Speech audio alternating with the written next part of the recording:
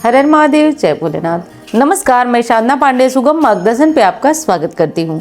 तो आइए दोस्तों, आज के वीडियो में हम जानते हैं माघी पूर्णिमा या माघ मास की पूर्णिमा के बारे में। माघी पूर्णिमा या माघ मास की पूर्णिमा विशेष होती है दोस्तों, क्योंकि ऐसी मान्यता है कि कार्तिक है या माघ है, इसमें जल पर नारायण का आधिपत्य होता है। और इस कारण यदि माघ मास में आप और कुछ करें न करें, आप यदि पूर्णिमा के दिन कुछ विशेष कार्य करते हैं तो आपके जीवन में खुशी आती है, सुख समृद्धि आती है और परेशानियों का अंत होता है। तो आज के वीडियो में जो है वो माघी पूर्णिमा जानेंगे और कब पड़ रही है, कब व्रत करना है और कौन सा उपाय आपको करना है, सारा आज के वीडियो में जानेंगे।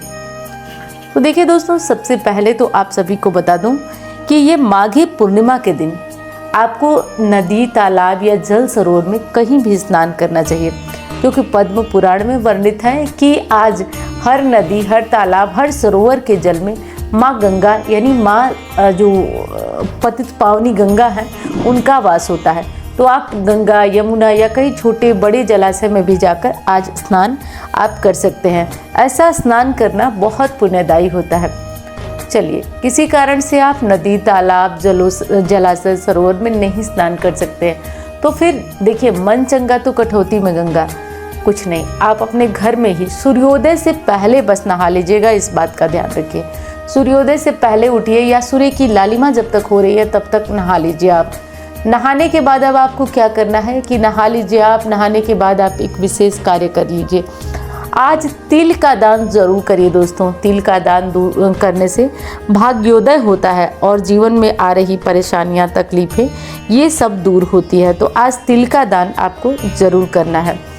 और देखिए दोस्तों, आज जो है वो रवि पुष्य योग भी है, तो आज का दिन बहुत विशेष होता है माँ लक्ष्मी की कृपा के लिए।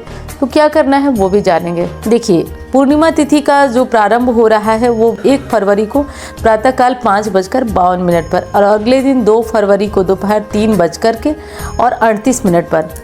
तो ऐसे में आप चाहें तो 2 फरवरी को भी पूर्णिमा तिथि मना सकते हैं, परंतु सूर्योदय काल में पूर्णिमा तिथि 1 फरवरी को भी रह रही है, तो आप 1 या 2 फरवरी जिस दिन चाहें आप अपनी पूर्णिमा के नियम को कर सकते हैं, क्योंकि दोनों ही दिन की पूर्णिमा सूर्योदय व्यापिनी है। अब रही बात ये कि व्रत किस दिन किया जाए, तो देखिए दोस्तों, व्रत तो आपको 1 फरवरी को ही करना है, ठीक है। व्रत आपको 1 फरवरी को ही करना है, तो ये विशेष है जिसे आपको ध्यान रखना है। और बाकी जो स्नान दान की पूर्णिमा है वो 2 फरवरी को भी किया जा सकता है, तो इस चीज़ को आप समझ लीजिए। अब दूसरी चीज़ हमारी ये आती है कि हम स्नान दान की या व्रत की जो पूर्णिमा होती है उसमें अंतर इसलिए करते हैं ना कि जो व्रत की हमारी पूर्णिमा होती है उसमें चंद्रमा को अर्घ्य देना बहुत ज़रूरी होता है। बिना चंद्रमा को अर्घ्य दिए हमारा व्रत पूर्ण नहीं होता है। तो चंद्रमा को अर्घ्य देने के लिए क्या करना है कि आपको अच्छे से एक लोटा लेना है। लोटा स्टील का भी ले सकते हैं, चांदी का भी ले सकते हैं, स्टील भी ले लीजिए। थोड़ा सा कच्चा दूध ले लीजिए गाय का, अगर मिल जाए तो थोड़ा सा अक्षत डाल दीजिए और थोड़ा सा उसमें सफ़ेद फूल मिले तो 1 या 2 वो डाल दीजिए। उसके बाद चंद्रमा का मंत्र आप सभी जानते हैं, ओम चंद्रमसे नमः या ओम चंद्रदेवाय नमः या चंद्र देवताय नमः। कुछ भी बोलकर आपको अर्घ्य प्रदान करना है। ये अर्घ्य जिस घर में प्रदान होता है ना, उस घर में कभी भी दरिद्रता प्रवेश नहीं करती है। तो इसलिए बहुत ज़रूरी है कि आप चंद्रमा पर पूर्णिमा पर चंद्रमा को अर्घ्य प्रदान करें। तो इस विशेष बात का आपको ध्यान रखना है। अब अगली चीज़ हमारी ये आती है कि अर्घ्य तो हम प्रदान कर दिए, और विशेष क्या करें। देखिए, पूर्णिमा के व्रत में क्या करना है, क्या नहीं करना है, वो सब मैं आपको वीडियो बना के बता चुकी हूँ मार्गदर्शन पर। अपलोड अगर नहीं हुई होगी तो 1 या 2 दिन में उसे भी मैं अपलोड कर दूँगी, तो उसे देख लीजिएगा। वैसे मुझे उम्मीद है कि ये वीडियो अपलोड होने से पहले ही वो अपलोड हो चुकी होगी, तो उसे देख लीजिए। अब रही बात यह कि हमारी जो पूजा है, सत्यनारायण की कथा बहुत सारे लोग घर पे करना चाहते हैं, तो वो भी विधि मैं बता चुकी हूँ। इसी चैनल पे अपलोड होगी मार्गदर्शन पे, तो आप उसे भी देख लीजिएगा कि जो लोग ब्राह्मण को नहीं बुला सकते, सक्षम नहीं है, घर में कैसे करें, वो सारी बातें आज के वीडियो में आप जान जाएंगे। और एक प्रार्थना है दोस्तों, वीडियो पसंद आ रही है तो लाइक करिएगा, चैनल को आपने सब्सक्राइब नहीं किया तो कर लीजिएगा। अब देखिए, पूर्णिमा का दिन है तो किसी हाल में नदी, तालाब में तो आप स्नान कर रहे हैं तो बाल भिगोना, डुबकी लगाना बहुत ज़रूरी होता है। लेकिन आप घर पे नहा रहे हैं तो आप बाल आज मत धोइएगा, इस विशेष बात का ध्यान रखिएगा। रही बात पीपल पूजा की, तो वो भी आज आप नहीं कर सकते हैं क्योंकि रविवार का दिन पड़ रहा है। और हाँ, सोमवार को यदि आप स्नान दान की पूर्णिमा मान रहे हैं या कर रहे हैं तो आप सोमवार को पीपल पूजा कर सकते हैं, लेकिन रविवार को आप नहीं कर सकते हैं। वैसे आप जानते हैं, लेकिन मेरा काम है आपको ध्यान दिलाना, बताना, तो वो मैं आपको बता दे रही हूँ। अब देखिए, आज रवि पुष्य योग है, तो ज़्यादा कुछ नहीं, मैं मार्गदर्शन चैनल पर वीडियो अपलोड कर चुकी हूँ रवि पुष्य योग में क्या करना चाहिए। और एक आध चीज़ें बता दूँ मैं, जिसके घर पितृदोष होता है या बहुत भयंकर वास्तु दोष होता है, कभी कभी उनके ऊपर ये उपाय असर नहीं करता है, लेकिन ज़्यादातर मैं 100% जानती हूँ, क्योंकि मुझे पर्सनली भी बहुत सारे फ़ोन आए कि जो आपने पुष्य नक्षत्र का, जो गुरु पुष्य नक्षत्र इससे पहले आया था, उसमें बहुत लाभ हुआ।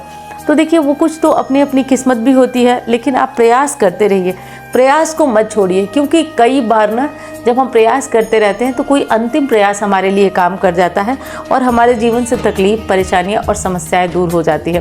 तो देखिए, आज के दिन आप कुछ विशेष ये भी कर सकते हैं कि आप आज के दिन कुछ दान करें। जैसे पूर्णिमा का दिन है, रवि पुष्य योग भी है, तो आज खीर वगैरह बनाकर यदि दान करते हैं तो माँ लक्ष्मी की कृपा बरसेगी। बाकी संपूर्ण वीडियो तो आप मार्गदर्शन पे जाकर देखिए, ये कार्य कर लीजिए। अब देखिए, आज के दिन एक और विशेष कार्य है जिसे आपको करना ही करना है। आज पूर्णिमा का दिन है, तो आज हो सके तो अपने घर में एक अखंड दीपक आप अवश्य प्रज्वलित करें। अगर हो सके आपसे बन जाए तो एक अखंड दीपक आप तिल के तेल का, घी का, जो भी जलाने में आप सक्षम हो, उसे जलाकर अपने घर के मंदिर में ज़रूर रखिए। अगर हो सके तो उसमें थोड़ा सा इत्र डाल दीजिए।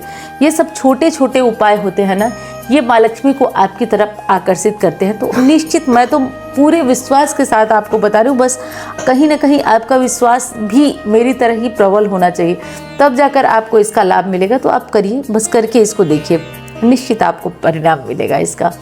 और हाँ, दूसरी चीज़ आपको बता दूं कि गुरु पुष्य नक्षत्र है या पूर्णिमा है, सब कुछ में एक चीज़ ध्यान रखना है, किसी को कुछ गलत नहीं कहना है, किसी के लिए कुछ गलत बर्ताव नहीं करना है या कुछ गलत मन में नहीं सोचना है, क्योंकि जब हमारा मन, वचन, कर्म सब कुछ शुद्ध होता है ना, तभी देवी या देवता या कुछ भी हमारे साथ चमत्कार होता है।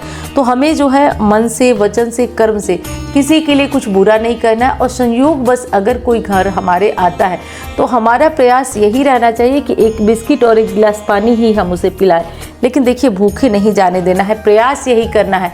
अगर आप अपने घर में बरकत चाहते हैं तो केवल अमावस्या पूर्णिमा ही नहीं, आप अपने घर में ये नियम बना लीजिए कि किसी भी आगंतुक को आप भूखे नहीं जाने देंगे। कुछ नहीं तो एक गिलास पानी के लिए आप ज़रूर पूछेंगे। यदि आप ऐसा करते हैं तो आपका घर एकदम बता दूँ, धन धान्य से संपन्न तो होगा ही, बच्चे और परिवार भी संस्कारी होंगे।